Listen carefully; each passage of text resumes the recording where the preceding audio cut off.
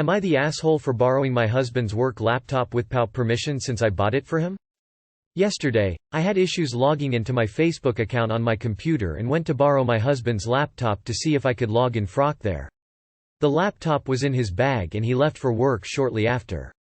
Later I got an angry call from him asking where his laptop was. I said I borrowed it to check my Facebook login, but he ranted about how I caused him grief at work by taking it without even asking. I reminded him of who bought this laptop to begin with, but he said it was supposed to be a gift from me. True, I felt sorry for him and wanted to get him a proper laptop for work, but is it a bad thing? He said still, I shouldn't have taken it and that Facebook login issue was not an emergency. He came home looking upset and avoided me. I thought he overreacted to this, but he snapped and said it caused him shit at work. Doesn't he understand that if you didn't log into Facebook at that very second, you could have missed an important updates on your high school frenemy's latest MLM venture, or a humorous meme that you totally relate to, or a notification that it's the birthday of your mother's neighbor's dog walker? You are the asshole. You are the asshole. First off, you should never use someone's electronics without asking. That's just basic etiquette. But secondly, this is a work laptop. Which means there is likely information on there that you are not privy to see.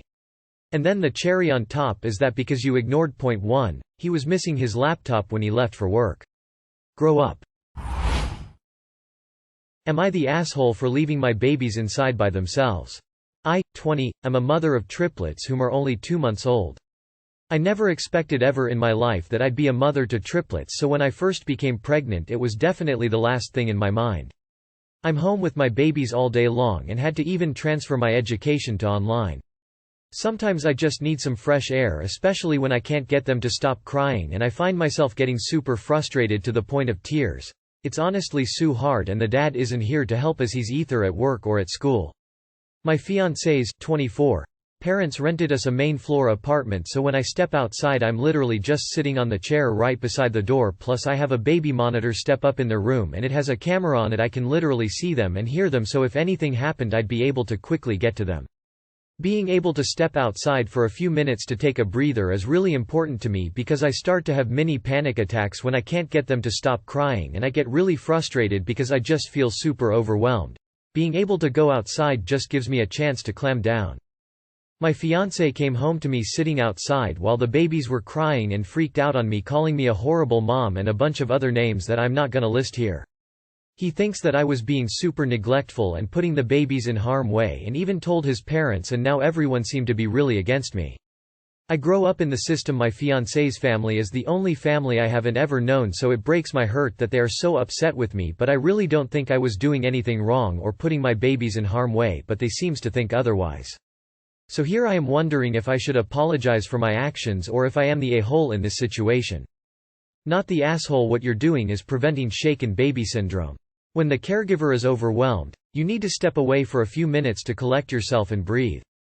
Center yourself, calm down, do what you need to do. You'd only be an asshole if you left them alone for long stretches of time. But it sounds like you only do it for short periods and monitor them when you do so. Nothing wrong with that. What does your fiancé do to help with the babies? In AITA, they teach in parenting classes to step away if it's overwhelming, as long as baby ain't gonna be harmed. Is the significant other just ignorant or just doesn't care to step up her game to help? Not the asshole. This fiancé should be looking for ways to support you, not blame you. Am I the asshole for pretending not to recognize my parents when they tried to reconnect? I was raised mostly by my uncle and aunt. My older sister developed a serious illness when I was 6, and my parents decided that they couldn't care for both of us, I guess. So they kind of unceremoniously dumped me at my grandparents, and my uncle took me in. Didn't even explain to me what was going on, just, "You're going to go visit Gran for a while," and never picked me back up. My grandparents and uncle explained it later, and they were pretty livid at my parents. I've seen my parents maybe 5 times since then, and not at all for the last 9 years. I decided to stop having contact with them when I was 12, and since I was the only one reaching out, all communication broke down. It turned out okay. I love my aunt and uncle, and it turns out they can't have kids, so they've always said I'm their miracle kid. I was just misrouted by the stork at first. I was formally adopted by them when I turned 18. I wish it had been earlier, but there were some red tape things that would have made that really expensive and difficult. I'm 21 now. My sister passed away between Thanksgiving and Christmas and I made a trip back from school for the funeral. But I stayed in the back and left before my bio parents could talk to me. They called my uncle to try to talk to me, but I said I didn't want to, so he told them that I wasn't available at the moment. They finally caught up to me over Christmas when I went to midnight mass with my gran, and approached me and tried to give me a hug. I did recognize them, but I pretended not to and just backed off and said, "Sorry, do I know you?" They said, "We're your parents," and I said, "My parents are at home," and went and sat down with my gran. They sat behind us and I could just feel the stare, and on the way out they were like, "You really don't recognize us?" And I said, "Oh, are you my dad's brother? I think I remember you from when I was little." My gran thinks they deserved it, trying to come back to me like nothing happened, but they wrote me a long letter about how hurt they are and how I should understand that they were trying to do the right thing and how they'll always be my parents and I can't change that. Other family members think I was too harsh as they're grieving, but I don't think they should get a pass just because they remembered me now that my sister is gone. Not the asshole. "Are you my dad's brother?" was pure class. Not the asshole. And I said, "Oh, are you my dad's brother? I think I remember you from when I was little."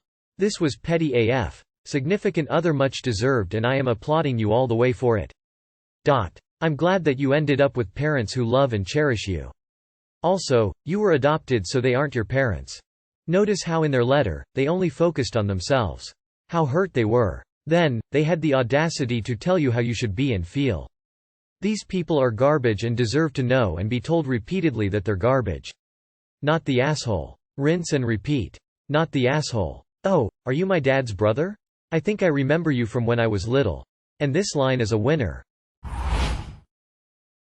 Am I the asshole for kicking out my mill for forcing my child to eat the one thing she dislikes? My husband and I have a daughter, 10F, and she hates mushrooms. The taste, texture and smell of them she cannot stand. She's not a picky eater by any means, but just doesn't like mushrooms. My mill lives with us and helps us by watching my daughter when she gets home from school. She makes dinner the nights we're working late for our daughter, as Mill loves to cook, so she ensured us that it would be no trouble for her to make our daughter dinner most nights. My husband and I both work in the medical field, so we have crazy unpredictable schedules and are not home most nights to make dinner. Last night my husband and I both had the night off work and were making dinner together. Mill went out for dinner with friends. Susie came to us crying, saying how she is sick and tired of being starved most nights and if we can please make her dinners instead of Mill. It's very public knowledge that Susie doesn't like mushrooms, but yet for the past few weeks every single dish that my Mill has made for Susie has had the main component of mushrooms in it. Portobello mushroom burgers, mushroom risotto, mushroom pasta, etc. These dishes aren't made when either myself or my husband are around, but when we aren't, that's all Susie is served to eat. She told us that if she politely refuses to eat these dishes, my Mill will tell her to suit herself, but she's not getting any other food the rest of the night, and that she has to outgrow this stupid mushroom hatred. Both my husband and I were extremely upset that our child is going to bed hungry every night due to my Mill only making her dinners with the one ingredient she doesn't like and not allowing her to eat anything else. When Mill got home we confronted her about this. She started going off saying that Susie needs to grow up and get over this stupid hatred of mushrooms. I told her that she's essentially starving her granddaughter. She disagreed and said it's tough love. She then proceeded to call me and shitmother for prioritizing my career over my child and helping her get over this dislike towards a vegetable. I told her to get out of my house because she will not disrespect me like that. She ended up leaving but had some nasty things to say to me on the way out. My husband is 100% on my side and feels that his mother is out of line. We've been getting non-stop messages from my two SILs and my Mill calling us every name in the book for kicking her out and that my daughter needs to get over herself. Am I the asshole? These dishes aren't made when either myself or my husband are around, but when we aren't, that's all Susie is served to eat. Your Mill doesn't understand that it's perfectly okay to have different tastes than someone else. She thinks she's broadening her food choices. From what you say, her food choices are plenty broad, so this is a power move, pure and simple. She's going to make her love mushrooms or else. Bottom line. Your child, your house, your rules. Not the asshole. Not the asshole. Your Mill is engaged in a weird power play with your 10-year-old.